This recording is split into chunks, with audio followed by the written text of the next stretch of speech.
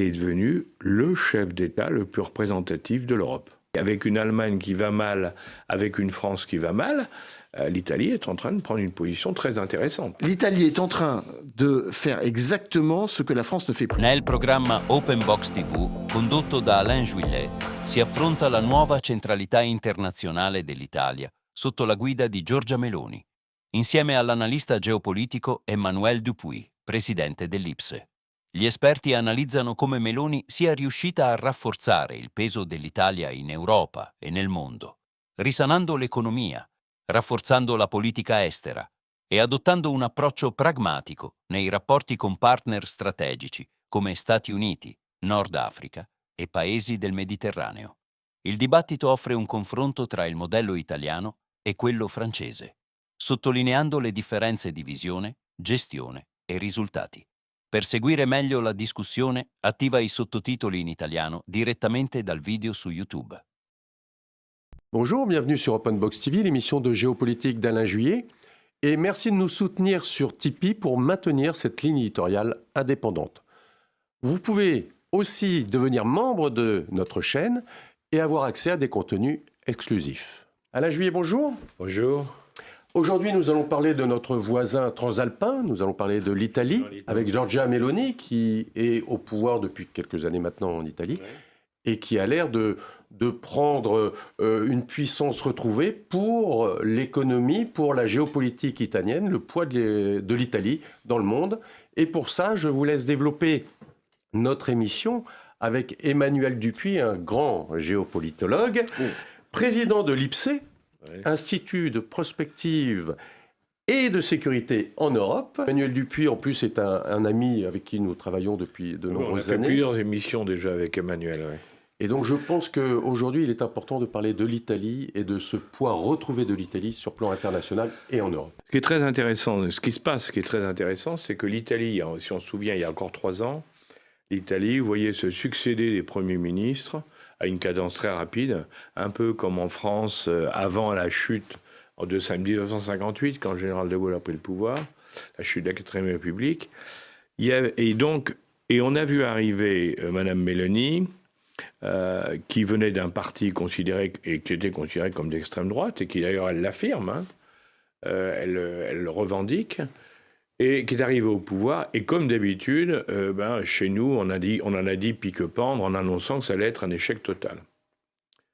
Et puis, force est de constater, 2 ans plus tard, un peu plus de 2 ans plus tard, qu'elle est en train de faire une percée spectaculaire, non seulement au niveau européen, mais également au niveau mondial, puisque, et on va en reparler, le 17 avril, elle a été envoyée par l'Union européenne pour rencontrer Donald Trump et négocier cette histoire des droits de douane. Donc ça montre qu'elle est devenue, et c'est ça qui je trouve passionnant et sur lequel on va discuter avec Emmanuel, c'est que avec Emmanuel Dupuy, elle est devenue le chef d'État le plus représentatif de l'Europe. C'est quand même spectaculaire par rapport à ce qui s'est passé jusqu'à maintenant. Il faut bien reconnaître. Et alors, quand on regarde, et on va essayer de le voir justement à travers différents aspects, non seulement elle a pris une position importante au niveau international, mais au niveau intérieur, elle est en train de réussir un pari très intéressant, parce qu'il y a plein de leçons à en tirer. Et au niveau diplomatique, le moins qu'on puisse dire, c'est qu'aussi bien vers la Méditerranée que vers l'Europe et ailleurs, elle fait un parcours sans faute. Donc je crois que c'est très intéressant de regarder l'Italie aujourd'hui, parce que c'est maintenant le pays qui va compter dans les années qui viennent, à tout point de vue, alors qu'il était, je le rappelle, il y a 3 ans, le pays qui avait la plus grande dette européenne. Il ne faut pas l'oublier. Il était le plus endetté. C'était un pays qui ne marchait pas, un pays qui était écrasé par l'immigration. C'est un pays qui est en train de faire la démonstration qu'on peut changer les choses avec un peu de volonté.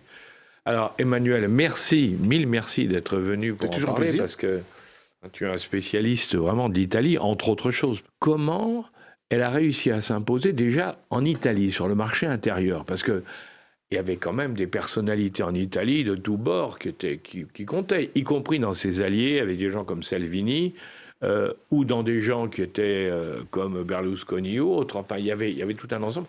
Comment elle a fait pour réussir à s'imposer en définitive. Alors c'est vrai qu'il y a un mystère Meloni, parce que Meloni est, alors que nous parlons, la première ministre dont la longévité et le taux de popularité est le plus important en Italie. Oui. Pour ceux qui connaissent l'Italie, comme Alain, moi, et vous aussi Claude, c'est quand même assez étonnant. Ah oui, exactement. Parce qu'elle nous ramène un peu à ce qu'on avait connu avec Silvio Berlusconi, qui était resté 10 ans comme Premier ministre. D'ailleurs, Giorgia Meloni va sans doute faire assez étonnamment par rapport au contexte qu'il a vu élire lors des dernières élections législatives en septembre 2022, pour la première fois, fait suffisamment rare pour être mentionné, un mandat complet de Premier ministre. Ouais, c'est étonnant. Les Italiens ont compris que, nonobstant le marquage très politique à droite de Fratelli d'Italia, son parti, qui est un parti qui est présenté partout en Europe comme néofasciste, mais qui en Italie a cette subtilité d'appartenir à une classe politique qu'on appelle le centro-destra, c'est-à-dire la droite non berlusconienne. D'ailleurs, beaucoup estiment que parfois les positions plus européistes et plus atlantistes de Fratelli d'Italia par rapport au parti de Forza Italia, l'ancien parti de Silvio Berlusconi, dirigé désormais par le ministre des Affaires italienne, démontre que le transformisme italien montre que parfois nous n'appelons pas les choses par leur vrai nom. Alors Giorgia Meloni est populaire. Giorgia Meloni, à l'heure où nous parlons, d'heure des sondages qui est sorti le mois dernier, a un taux de popularité de 46%. Son parti de 30%. Et donc, elle est très populaire. Elle est très populaire, bien au-delà de sa sphère politique. Ouais. De sa sphère politique qui est à droite. Une droite très conservatrice. Fratelli d'Italia appartient au parti qui s'appelle le CER, donc les conservateurs et réformistes européens. Et Giorgia Meloni est l'héritière d'un parti politique, Fratelli d'Italia, qui elle-même est héritière de Alleanza Nazionale, qui était binommé avec le Rassemblement national de Jean-Marie Le Pen. Donc un parti qui s'est transformé. Un parti qui s'est transformé, comme l'Italie est en train de se transformer. C'est peut-être là l'élément le plus révolutionnaire. Alain l'a rappelé, hein, le déficit budgétaire de l'Italie était de 8% avant que Giorgia Meloni ne prenne le pouvoir. Il est cette année, ça a été annoncé il y a 2 jours par le ministre de l'économie, il sera, pour 2024 que de 3,3. C'est-à-dire que les chiffres économiques sont meilleurs que l'économie française. Alors, il y a une chose très intéressante là-dessus, je rebondis sur ce que tu viens de dire, c'est que Meloni, comme toujours, on a dit, bon, elle est alors la France, hein, on a dit, elle est d'extrême droite, donc elle est incapable de faire de gérer l'économie, elle va prendre des mesures stupides qui vont tuer l'économie italienne. Bon, on voit le résultat, tu viens de le dire, ils étaient à 8 de déficit, ils sont à 3, c'est quand même pas la même chose. Hein, on aimerait, nous, qu'ils n'arriveront pas à tenir les 5 à 6%. On est à 5,8. Hein. Ah ouais, on aimerait quand même arriver à ça. Mais alors, quand on regarde comment elle a fait, pour uniquement sur ce point-là, c'est là où c'est très astucieux. La plasticité, c'est l'Italie, hein, l'adaptation. Qui elle a pris comme conseiller économique? Parce que tout le monde, quand elle est arrivée au pouvoir, disait... L'économie va s'effondrer, donc tous les patrons italiens vont la lâcher, ça va finir en quelques semaines. Bon. Et qu'est-ce qu'elle a fait? Elle a appelé Mario Draghi, la référence de tous les mondialistes et des européistes. Son prédécesseur. Hein, son prédécesseur, attention, comme Premier ministre, et elle lui a dit, vous allez être mon conseiller sur le plan économique. Et du coup, toute la classe économique, les patrons d'entreprises italiens et autres, et les banques, on dit, mais s'il y a Draghi qui la conseille, il n'y a plus de problème. Et comme elle était libre de ce côté-là, hein, puisqu'elle avait l'imprimature de Draghi et qu'elle ne prenait pas de mesures sur lesquelles Draghi ne lui disait pas d'accord, dans le même temps, alors elle a mené, et là je pense tu connais ça mieux que moi, elle a mené sa propre politique sur le reste.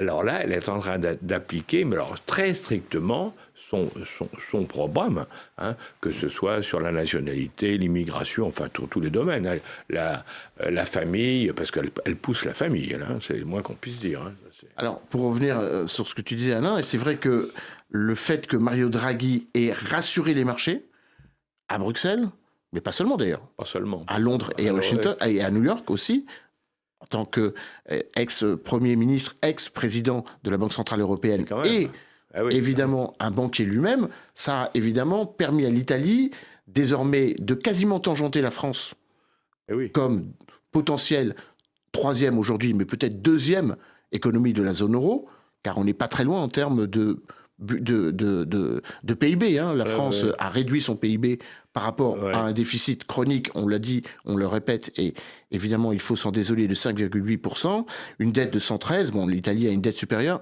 mais c'est pas très grave, on va y revenir sans doute. Oui, on va y revenir. Mais l'Italie est en train de gagner en croissance. Et la croissance italienne, qui va aller vers 1% l'année prochaine, est à peu près supérieure légèrement que la croissance française. C'est-à-dire qu'il y a un rattrapage italien. Et donc, Mario Draghi, qui non seulement a rassuré les Européens sur les ambitions italiennes, et surtout qui a montré que l'Italie sortait de la zone rouge dans laquelle elle s'était trouvée par rapport à la crise économique de 2008, puis la pandémie, et a été un allié de circonstance. Et c'est bien ça, la force de Meloni. C'est que sur tous les sujets, la question migratoire, la question de politique étrangère, et notamment de la profondeur stratégique balkanique, méditerranéenne et africaine. On peut rajouter celle du Golfe, parce qu'elle est de plus en plus présente dans le Golfe, avec un partenariat très fort avec les Émirats arabes unis, qui s'est renforcé durant les derniers mois. Inutile de rappeler la bromance qui existe entre le président Tebboune et Giorgia Meloni, puisqu'ils ont noué un accord stratégique qui lui a permis à l'Italie d'obtenir à un prix très raisonnable 3 milliards de mètres cubes de gaz, que nous n'avons plus, puisque ce sont les entreprises italiennes Eni qui en bénéficient. Donc, une forme d'intelligence situationnelle, émotionnelle aussi, et puis surtout, Giorgia Meloni exprime beaucoup d'empathie.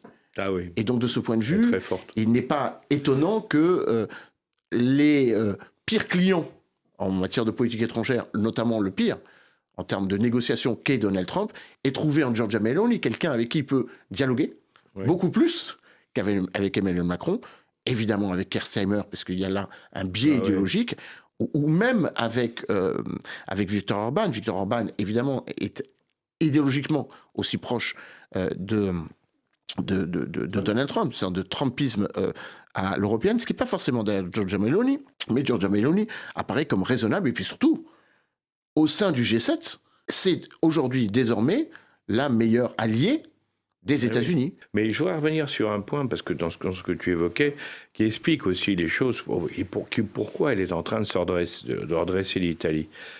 Ils ont annoncé, il y a quelques mois, il y a 2 mois, ils ont annoncé que, officiellement, que l'Italie était devenue la 4e puissance exportatrice mondiale. Je rappelle que nous sommes à largement plus de 100 milliards de déficit sur la balance commerciale. C'est-à-dire que nous, la balance des exportations et des importations pèse sur notre déficit tous les ans. Aggrave le déficit, d'accord ? Bon, alors que eux, ils ont un système, ils sont bien entendu bénéficiaires, puisqu'ils sont la 4e puissance exportatrice mondiale, ce qui fait que rien qu'avec ça, elle rembourse ses dettes. Alors que nous avons plus de 3 000 milliards, nous avons de dettes, 3 300 même plus. Eux, ils en avaient plus, mais aujourd'hui, elle est en train de rembourser chaque année, ce qui fait qu'on va voir dans 1 an ou 2 qu'elle sera moins endettée que la France. Donc c'est ce que tu disais, on est en train d'assister à une bascule en Europe, et l'Italie, qui était une puissance européenne importante, certes, est en train de prendre de plus en plus d'importance économique. Avec une Allemagne qui va mal, avec une France qui va mal, l'Italie est en train de prendre une position très intéressante. On pourrait presque faire une sorte de parabole ou de jeu de mots. On sait très bien que le couple franco-allemand est indispensable à la solidité du projet européen, mais il faut un peu de l'huile. Justement, c'est la relation que nous, France, pourrions avoir avec l'Italie. D'ailleurs, cela a été matérialisé à travers un traité ambitieux, on va sans doute l'approfondir, le traité du Quirinal, qui a été signé en novembre 2021, un peu le pendant de ce qu'était pour le général de Gaulle et Konrad Adenauer le traité de l'Élysée en 1963, avec cette idée sur laquelle il faille trouver des convergences économiques. Et donc, de ce point de vue, la diversification dont Alain parlait, les 6 millions d'entreprises italiennes, la très grande agilité pour la diversification des marchés. L'Italie a longtemps été un des rares pays européens à avoir un partenariat fort avec la Chine. Giorgia Meloni en est sortie à la demande des Américains, Joe Biden à l'époque. Mais il n'en demeure pas moins que la présence italienne, loin de ses bases légitimantes, je mets beaucoup de guillemets dans cette affirmation, c'est-à-dire ses anciennes colonies, l'ex-Illyrie, c'est-à-dire l'Illyrie et la Dalmatie, c'est-à-dire la côte donc orientale, donc de la mer Tyrrhéenne, de l'Adriatique, ou évidemment en Afrique, que ce soit dans la Corne de l'Afrique, l'ex-Abyssinie, l'Éthiopie, l'Érythrée, une partie de la Somalie ou de la Libye, mais également désormais une présence italienne de plus en plus forte en Amérique latine, avec cette idée d'une latinisation de l'économie européenne, dont bénéficient a fortiori en premier les Espagnols, mais également les Italiens, et par ailleurs aussi le Portugal, aussi dans les pays du Golfe, où les Émirats arabes unis sont devenus et la Turquie sont devenus deux des principaux partenaires. Donc dit autrement, l'Italie réussit là où nous avons des problèmes idéologiques, des problèmes de personnification de notre politique étrangère. Recep Tayyip Erdogan, le président Tebboune et Mohamed Ben Salman et Mohamed Ben Zayed, le président des Émirats arabes unis, s'entendent comme larron froid avec Mme Meloni, nonobstant son affiliation politique. Mais alors, ce qu'on voit, alors, quand on regarde la technique Meloni, si on peut dire, le fait, d'abord, alors on ne le sait pas, nous, évidemment, on n'en parle pas, mais elle se déplace énormément à l'étranger. Elle n'arrête pas de voyager pour aller voir les chefs d'État, en particulier autour du bassin méditerranéen. Elle va très vite. On l'a vu pour le pétrole. Quand il y a eu la crise sur le pétrole et le gaz, après l'affaire du Nord Stream 2, elle a été la première à aller voir les Algériens et négocier avec eux. Avant que les Français réagissent, elle était déjà à Alger et elle a négocié et elle nous a raflé le gaz. Hein. Ah ça a été clair. Et quand on regarde comment elle fait, à chaque fois, c'est toujours des échanges. C'est du deal, un peu comme Trump d'une certaine manière, mais pas du tout en force. Là, c'est plus malin. Hein. Pas plus malin, d'une autre forme.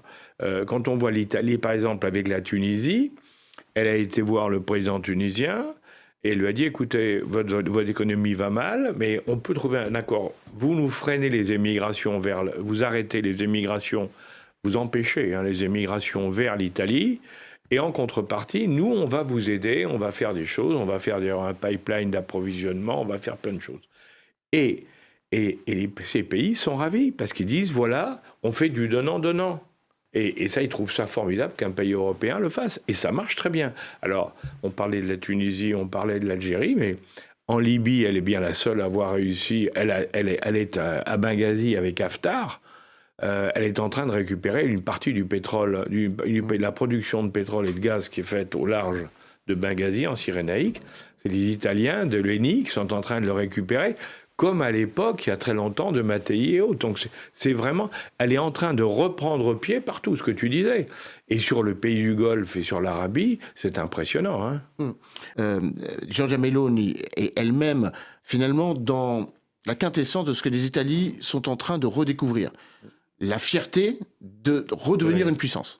Oui. C'est ce qu'on appelle le système Italie. Pendant très longtemps, les Italiens se sont cantonnés à héberger 15 000 soldats américains sur leur territoire, à être un allié fidèle de l'OTAN, mais sans en prendre le leadership, à héberger des armes nucléaires que les Américains stockent dans 2 ou 3 de leurs bases sur leur territoire. Et désormais, l'Italie est plus consciente de sa puissance, plus consciente de sa possibilité d'avoir une politique, comme l'a dit Alain, en Libye, où elle joue sur les 2 tableaux. Elle discute avec Haftar, mais il y a 300 militaires italiens qui sont à Misrata et qui protègent le gouvernement d'union nationale. C'est quasiment les seuls à le protéger avec les Turcs. Et à Misrata, il y a une base turque, justement, tu as raison. Les gens ne savent pas, à Misrata, l'endroit à côté duquel avait été tué Kadhafi. Hein, le port d'entrée d'un marchandise c'est la porte d'entrée de toutes les marchandises, exactement. Et là, c'est amusant, parce qu'il y a une base militaire turque, les Turcs se sont installés, puisqu'ils aidaient le gouvernement central, mais qui on voit à côté 300 Italiens. 300 Italiens. Et alors que les Italiens sont de l'autre côté aussi, en train d'exploiter le gaz avec Haftar. Donc c'est les seuls qui font la liaison entre les deux. C'est une très grande plasticité. Les Italiens sont passés maîtres dans l'art du deal, Hein. C'est pour ça aussi que Donald Trump apprécie Giorgia Meloni, parce que Giorgia Meloni n'est que la tête émergée d'un système beaucoup plus profond, où les Italiens pensent géoéconomie avant géopolitique, moins d'idéologisation. Alors évidemment, les Italiens sont en train de redécouvrir les vertus d'avoir un mode d'entrepreneuriat de taille mondiale. Mais pendant très longtemps, à part Eni, l'équivalent de Total, il n'y avait pas de grandes entreprises. Maintenant, les Italiens comprennent que pour le marché de l'armement, par exemple, Leonardo est la 3e entreprise européenne d'armement.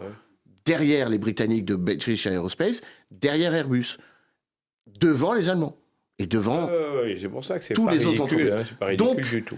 Les Italiens se mettent à rêver d'une triangulation stratégique.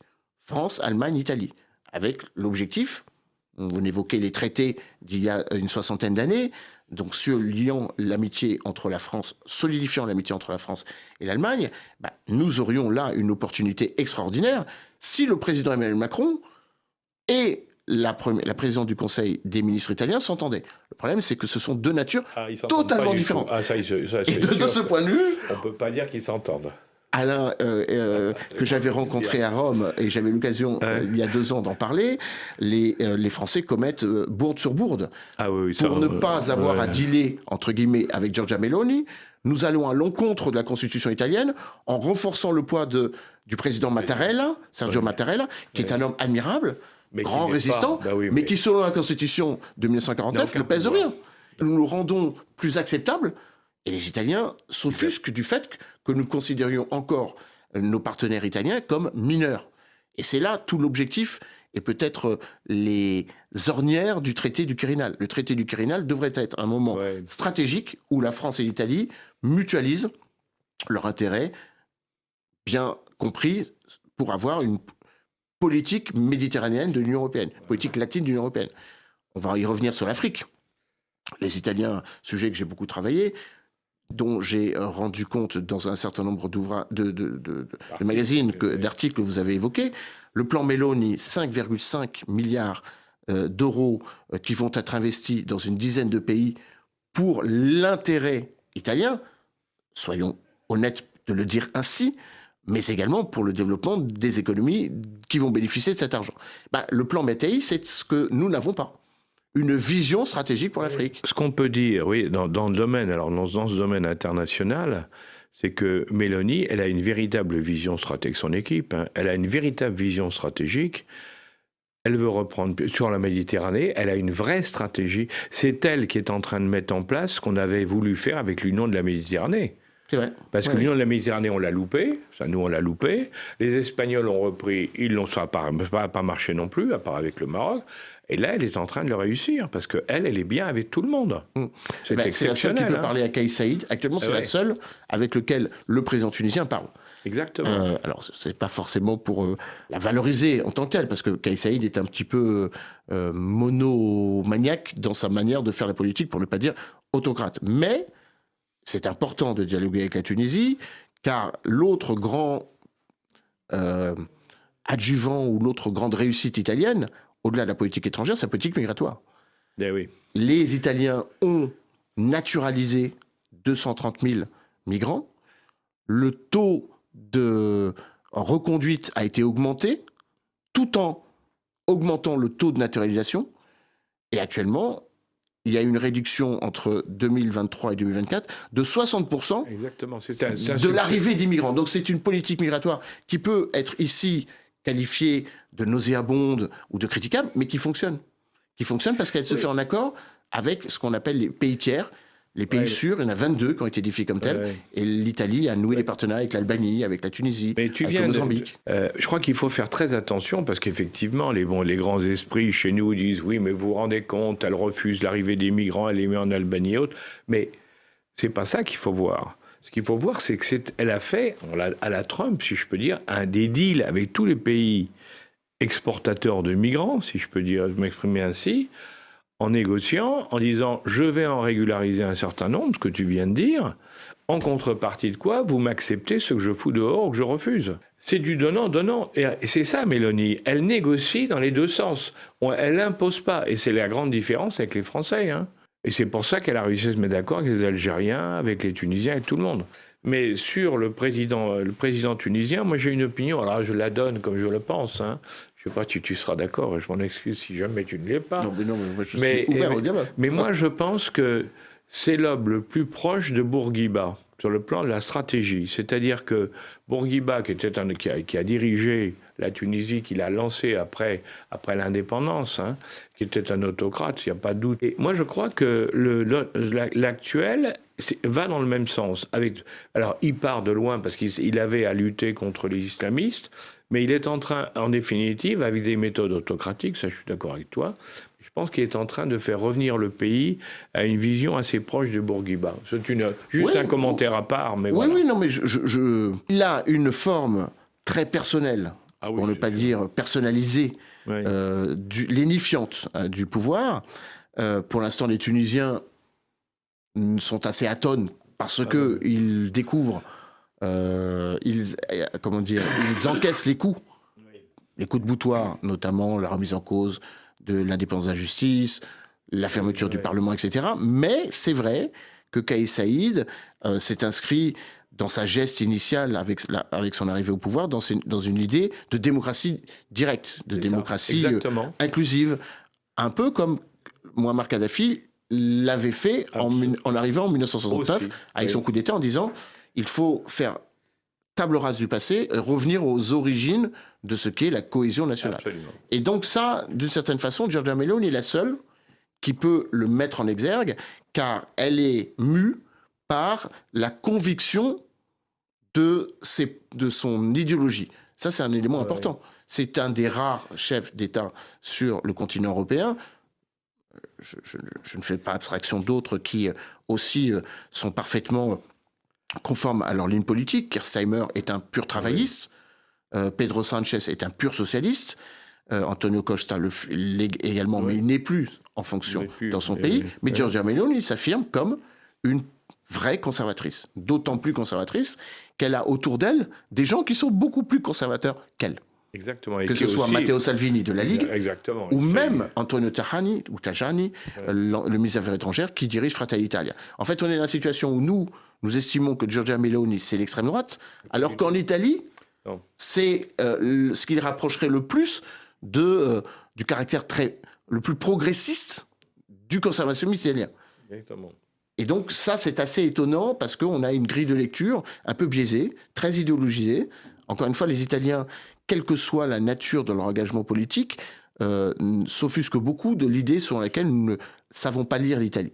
Et beaucoup d'amis que nous avons en commun, des grands géopolitologues, Lucio Caracciolo, qui est le patron de l'IMES notamment, ne cesse de dire que l'amitié entre la France et l'Italie, elle est vraie, sincère, et elle doit être structurante pour l'Europe, à condition qu'on ne la minore pas. Exactement. Et que l'Italie ne soit pas un junior partner d'une relation que la France voudrait mettre en avant pour pouvoir peser face au couple franco-allemand qui va rentrer en grande tension parce que Christian Merz ne nous fera aucun cadeau. Et puis avec la montée en puissance assez gargantuesque de la Pologne qui se rêve du troisième pôle de développement européen. Ouais. Mais alors, pour revenir justement, on parle un peu des pays européens, on parle de l'Europe. Il y a une chose qui est intéressante aussi, c'est de voir la position de Meloni sur l'OTAN, sur l'armée européenne, sur l'Ukraine, où elle a pris une position qui est très, très différente de la position française, mais qui est intéressante aussi, puisque d'un côté, elle s'est opposée, alors là, depuis le début, elle a dit il ne faut pas mettre de troupes en Pologne, en Ukraine, pardon, c'est absurde. On n'a pas la capacité, on ne doit pas mettre de troupes en Ukraine. D'un autre côté, elle dit mais une armée européenne n'a aucun sens, il faut qu'on soit dans le cadre d'un OTAN révisé, mais l'OTAN. Et là, parce qu'elle dit c'est la seule solution possible. Donc, c'est vraiment à l'opposé de la doctrine française de l'armée européenne pure et de l'installation en Ukraine. Et ça aussi, ça me paraît très intéressant, parce qu'en définitive, ce qu'elle dit là, c'est aussi, elle est partagée par un certain nombre de pays européens. Hein, il y a effectivement deux lignes. La ligne qui d'ailleurs ne traduit pas très correctement les rapports de puissance idéologiques entre la droite ou la gauche. Par exemple, je prends qu'un exemple, mais c'est un cas d'école.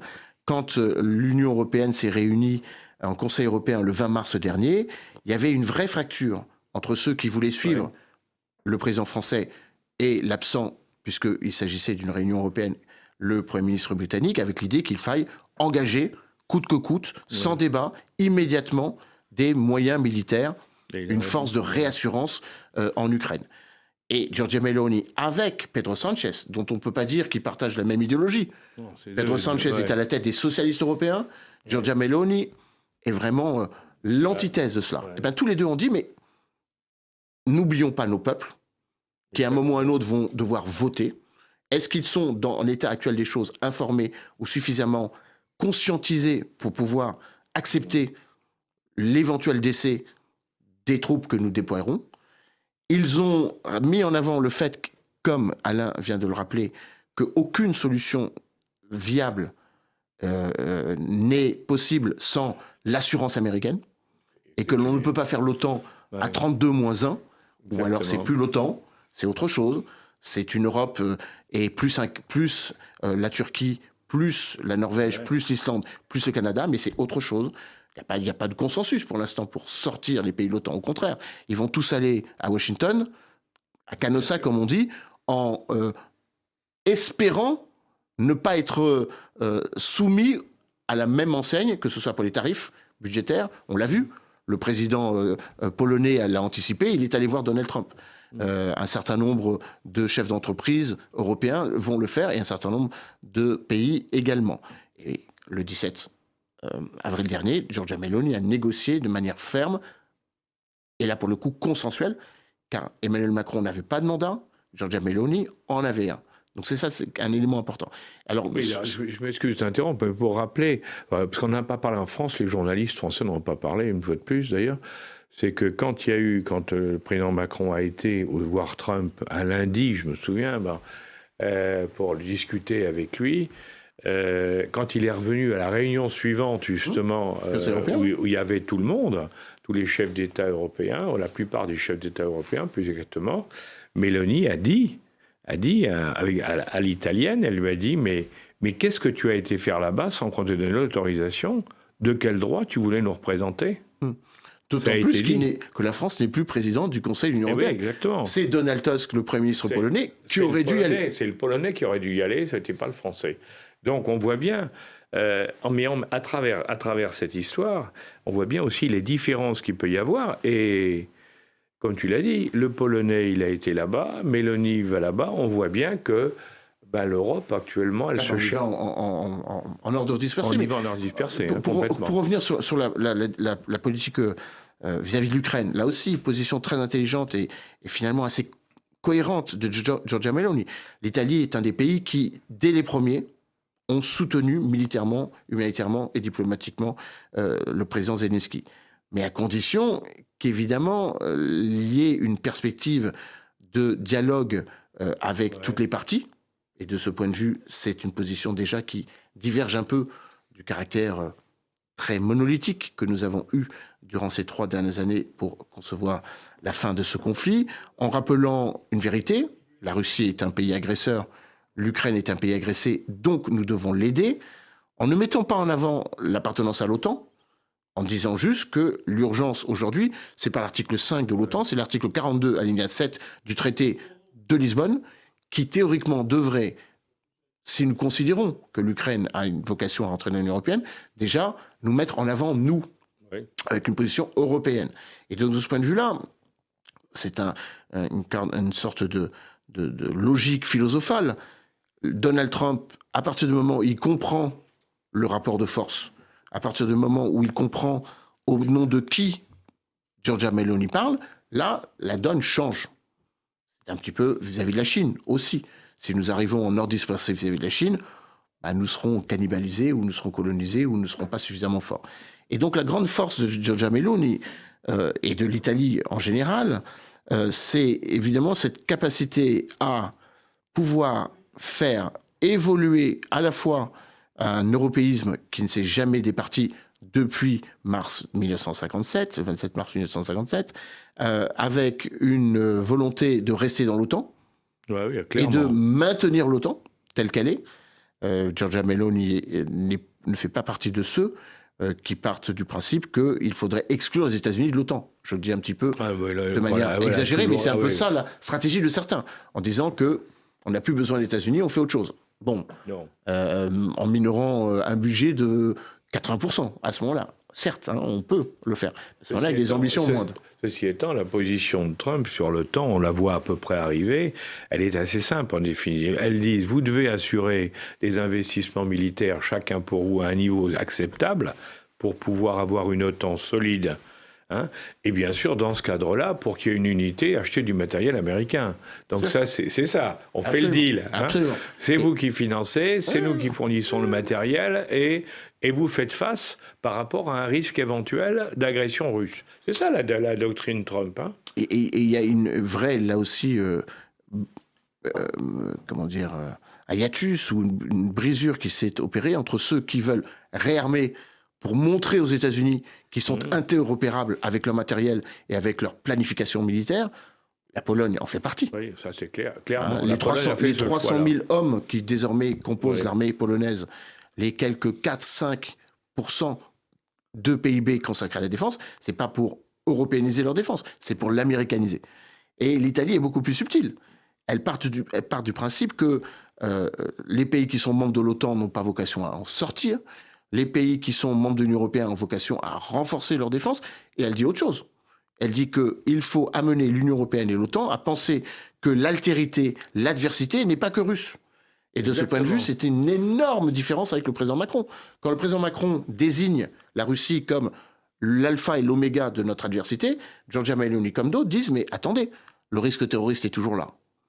La question migratoire pèse un vrai problème. en termes de sécurité. Sur nos économies. Oui. Elle pèse sur nos économies, elle pèse aussi sur notre résilience civilisationnelle, elle pèse sur un certain nombre d'éléments de l'intégration ou de la manière dont l'Europe peut se constituer dans un cadre dans lequel sa démographie sera atrophiée par rapport à d'autres, diminuée par rapport à d'autres continents. Elle dit également que la stabilisation de l'Afrique est déterminante pour la sécurité du nord de l'Europe, chose que nous ne disons plus, car nous sommes de plus en plus poussés dans nos retranchements. Grande subtilité africaine de l'Italie. Le délitement de l'influence française bénéficie à l'Italie.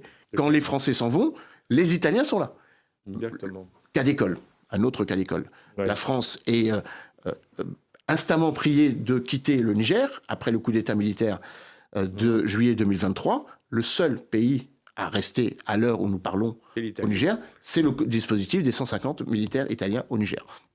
Le président Tchani l'a redit en disant moi, je ne veux que les Italiens, les restes partent. Tu as raison, on a fait des émissions, on a fait plusieurs émissions sur l'Afrique, et c'est vrai que quand on voit la zone francophone d'Afrique en particulier, et la zone sahélienne, on voit que l'Italie se maintient partout, que les Marocains sont en train de s'installer partout au niveau financier, avec leurs banques, et que nous, par contre, on est en train de partir de partout progressivement. On est en train, évidemment, de rentrer dans ce que l'on avait déjà connu pendant la période de décolonisation, où un certain nombre de pays européens vont utiliser la moindre appétence que les peuples ont vis-à-vis de ce que la France a encore à offrir, et d'une certaine manière, la manière dont l'Italie a noué des partenariats avec le Maroc, avec la Tunisie et l'Algérie, sans aucune forme de différence d'approche, vont lui être utiles pour ensuite pénétrer encore plus dans la zone francophone. De ce point de vue, l'Italie couvre bien la zone, entre guillemets, ex-italophone, mais elle est en train de nous damner les pions, de tailler les croupières, comme on a coutume de le dire également, dans la zone francophone. Oui, parce que, comme tu l'as dit, parce que quand tu regardes, alors si on prend l'Afrique du Nord, bon, c'est clair, elle est partout, elle a signé d'accord avec tout le monde. Tu continues sur la zone, je dirais, entre la Tunisie et l'Arabie Saoudite, en gros, ou Israël. Bon. Là, on voit, et avec la Libye, elle a signé, avec l'Égypte, ça marche très très bien. Très bien. Ils sont en train de développer des accords avec l'Égypte. Hein, et là encore aussi dire sur le pétrole et le gaz. Hein, et ensuite, elle continue. Donc, elle tient toute la Méditerranée. Non, mais c'est fascinant. Parce elle que tient tout ce qu'on appelle la zone ANMO, Afrique du Nord, Moyen-Orient. Ouais, exactement. Que nous avons perdu, et pour laquelle, pardon, nous avons perdu en influence. Mais au-delà de cette horizontalité ANMO, il y a une autre horizontalité qui est l'horizontalité sahélienne. Sahélo-sahélienne, subsaharienne. Et de ce point de vue, les Italiens sont assez malins, assez subtils, parce qu'ils ramènent à quelque chose qu'on avait un peu oublié, qu'on avait voulu oublier, que la plus grosse entreprise pétrolière en Afrique, c'est pas Total, c'est Eni. C'est Eni, c'est les Italiens. Les Italiens extraient, exportent et accessoirement importent plus de pétrole du Golfe de Guinée. Par exemple, le plus gros investisseur et le plus gros exploitant de pétrole européen en Angola, c'est pas Total, mais c'est l'Eni. Ils ont le marché congolais avec les Chinois, d'où la volonté des Chinois d'essayer de trouver un modus vivendi. Et donc, il n'est pas illogique que l'Italie, qui s'est enfin dotée d'un plan pour l'Afrique, s'appelle le plan Mattei, qui a d'ailleurs été symboliquement annoncé le jour du discours d'investiture de la présidente, en disant « l'Italie a une ambition africaine ». Ne vous y trompez pas, un peu comme avait fait Angela Merkel en 2017, où elle-même avait rappelé que les entreprises allemandes aussi avaient vocation à aider, ça s'appelle le Compact for Africa. Quand Meloni a pris le pouvoir, on s'aperçoit maintenant, alors à l'époque on n'avait pas forcément fait attention, c'est qu'elle était arrivée, elle avait un vrai plan derrière elle, elle avait une vraie vision qu'elle avait préparée à l'avance, comme par exemple sur l'Afrique, mais pas seulement. Elle l'avait annoncé, mais comme toujours, on n'y avait pas cru. Un peu comme Trump aussi, qui nous a annoncé plein de choses et qui les a mis en œuvre dès le premier jour. Or, vous ne mettez pas 65 executive orders en marche le même jour, le jour de votre investiture, si ça n'a pas été préparé depuis des mois à l'avance. Donc, on s'aperçoit aujourd'hui que pour se développer au niveau mondial, il faut une vraie vision. On parlait de la Pologne pour parler d'un autre pays en Europe. Indiscutablement, les Polonais, que ce soit le gouvernement précédent, que ce soit Tusk aujourd'hui, ils ont une vision polonaise qui est très claire en définitive. Alors c'est vrai, c'est d'être le meilleur allié de l'Amérique en Europe, c'est d'être la première armée en Europe, avec ce que ça représente au niveau puissance et autres, et ce qui leur permet d'avoir une influence sur les autres pays du nord de l'Europe. Mais on voit bien qu'il y a les pays qui sont en train de percer en Europe, de développer en Europe, sont des pays qui ont une vision à moyen et long terme. Alors que malheureusement, nous, c'est pas, pour le moment, en tout cas, c'est pas beaucoup le cas. Je voulais revenir sur un point que tu as évoqué aussi, sur Meloni. C'est la Chine. Parce que c'est très intéressant. Quand elle est arrivée au pouvoir, tu l'as dit tout à l'heure, Meloni, elle a dit « j'arrête l'accord pour avoir un port italien qui soit la fin de la route de la soie, parce que je ne veux pas que l'Italie devienne une succursale de la Chine et qu'on soit sous contrôle. » Bon, très bien, elle a arrêté. On pouvait penser qu'elle allait se brouiller avec les Chinois. Ben, pas du tout. Elle a été en Chine, elle a négocié avec les Chinois. Et pourquoi? Comme tu l'as dit, parce que c'est très astucieux. Elle joue l'Afrique, elle joue tout ça, elle joue les accords pétroliers et tout. Alors, un petit rappel très court. C'est Mario Monti, qui était Premier ministre avant Giuseppe Gentiloni, avant Mario Draghi, donc en fait, il y a une dizaine d'années, qui avait lancé ce rapprochement stratégique avec l'Italie. Entre l'Italie et la Chine. Mais le rapprochement entre l'Italie et la Chine passe par un rapprochement aussi avec la Turquie, pour des questions aussi d'identité ou de diplomatie religieuse et spirituelle. Peut-être qu'on peut en glisser un mot. S'était rapproché des pays d'Asie centrale, s'était rapproché de l'Iran. Le rapprochement entre l'Italie et l'Iran, c'est 2009, au moment où il y avait cette très, très fragile fenêtre d'opportunité démocratique.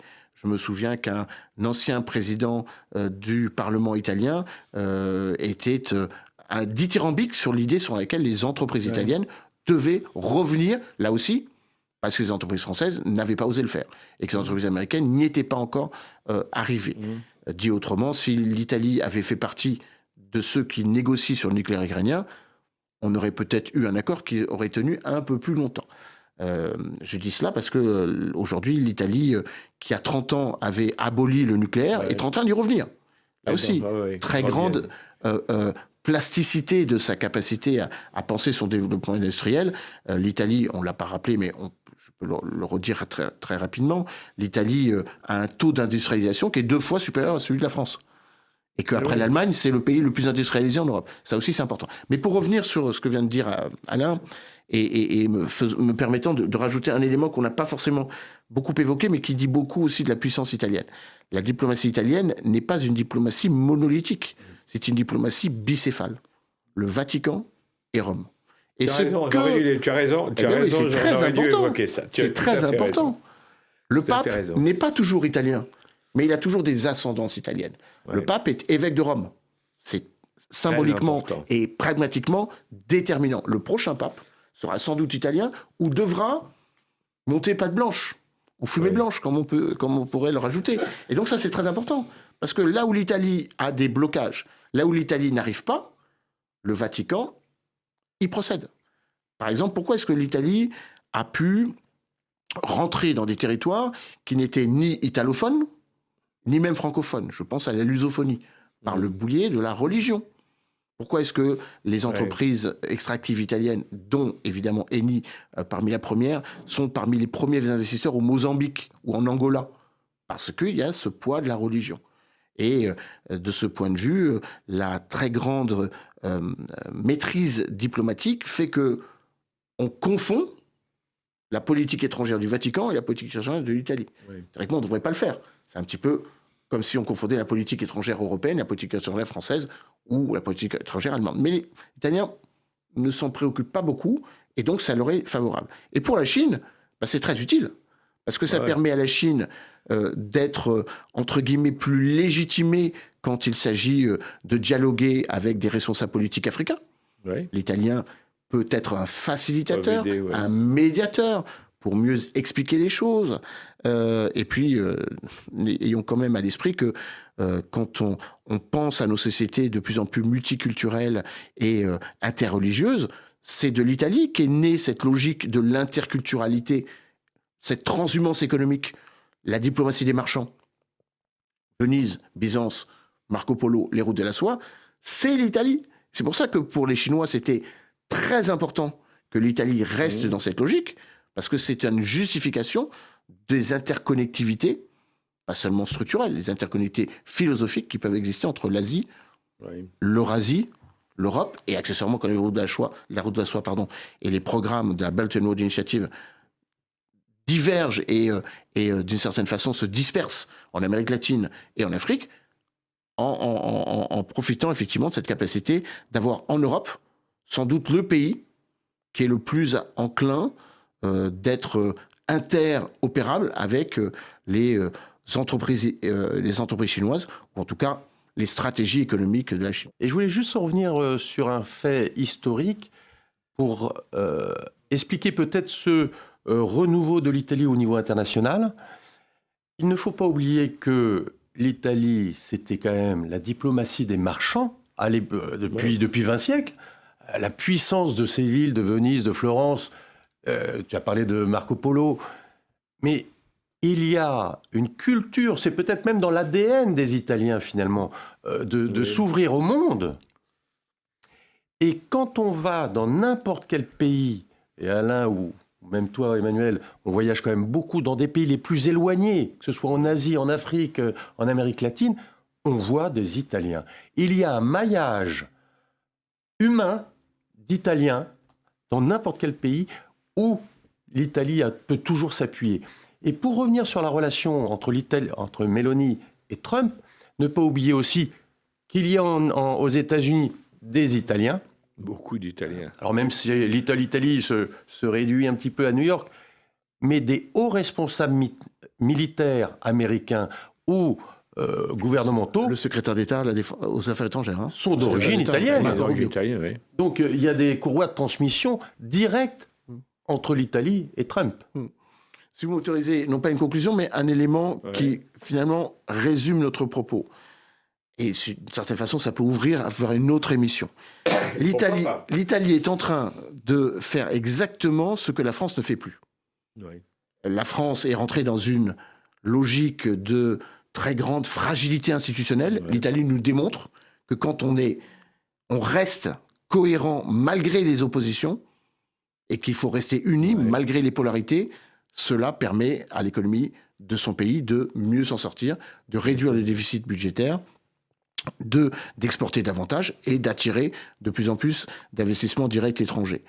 L'Italie est en train aussi de nous rappeler que, à force d'être trop dans la verticalité du pouvoir, dans la concentration du pouvoir, on en oublie un élément important, qui résume ce que tu viens de dire et ce qu'Alain avait dit précédemment, c'est que le principe même de l'inclusion et du pacte sociétal qui fait nation. L'Italie, c'est un pays, ce sont des autonomies, c'est une déconcentration et une décentralisation, des villes qui ont une politique étrangère. La ville de Florence a toujours eu une volonté d'exportation de ce qu'elle représente à travers le monde. Venise en est un autre exemple. Donc le girondisme, la décentralisation, le caractère très local de la démocratie. En fait, l'Italie nous prouve que nous ne sommes plus totalement conformes à ce qu'avait fait notre puissance. Et à force d'être trop jacobins, d'être trop... Albertiste. Oui, étatiste. Étatiste. Que ceux-là sont des freins et des poids. Aujourd'hui, il y a besoin d'avoir une grande agilité. On ne le dira jamais assez. La Confindustria, les entreprises italiennes, c'est 6 millions d'entreprises. Donc, sans qu'il y ait une focalisation sur les 40 plus grosses entreprises, avec une très, très grande, encore une fois, facilité, une très, très grande agilité à ne pas dépendre de ce que le chef dit. Quand Emmanuel Macron, avant que Giorgia Meloni ne se rende à Washington, a convoqué les entreprises françaises en disant « Il ne faut pas de course solitaire », a-t-il dit. Il faut absolument que vous suiviez ce que l'on dit. Les chefs d'entreprise, 24 heures après, on dit « Mais est-ce qu'on en est encore là ? Nous devons être caporalisés pour suivre, sans aucune cohérence, sans aucune concertation, la voix du chef. » Voilà ce que je voulais rajouter dans le débat. Ben, je crois que c'est une belle conclusion, en définitive, que tu viens de nous donner. Avec ce pays, c'est très différent du nôtre. Je crois que nos auditeurs, en nous écoutant, doivent se rendre compte des différences fondamentales qu'il peut y avoir entre l'Italie et la France. Italie, elle est une nation qui est chrétienne, qui affirme sa chrétienté, hein. C'est le moins qu'on puisse dire. Mélanie, la chrétienté, la famille, toutes les valeurs traditionnelles italiennes, on les retrouve. Même les communistes italiens. Même les communistes le disaient aussi. Avant tout catholiques. Catholiques, exactement. Là, Enrico Berlinguer. Il ne faut pas oublier ça aussi. Deux facettes de son cortex.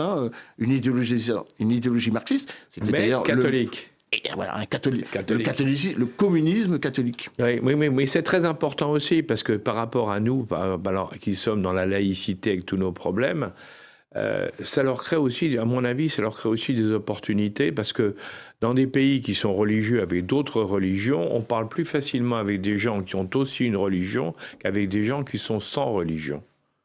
Il ne faut pas l'oublier, ça. Et puis les valeurs que cela parce qu'il y a des valeurs derrière. Le mariage, la famille, la tradition, la morale. Oui, il y a plein de choses qui jouent. La civilisation. On va conclure là-dessus, parce qu'on a fait cet entretien qui, j'espère, aura passionné tout le monde, parce par sûrement ce qu'on voit apparaître, en définitive, à côté de nous, et qui est en train de réussir, ce qui doit nous poser des questions.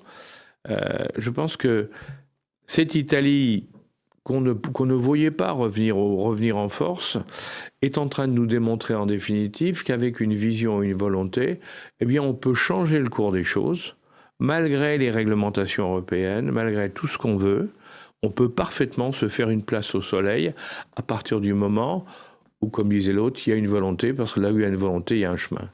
En complément de cette émission, vous pouvez vous procurer le Spectacle du Monde, le dernier numéro du Spectacle du Monde, où Emmanuel Dupuis est intervenu aussi sur l'Italie. Il y a un grand dossier Italie, d'ailleurs. Un grand dossier Italie. Sur l'Italie, oui. Merci et à bientôt pour une prochaine émission.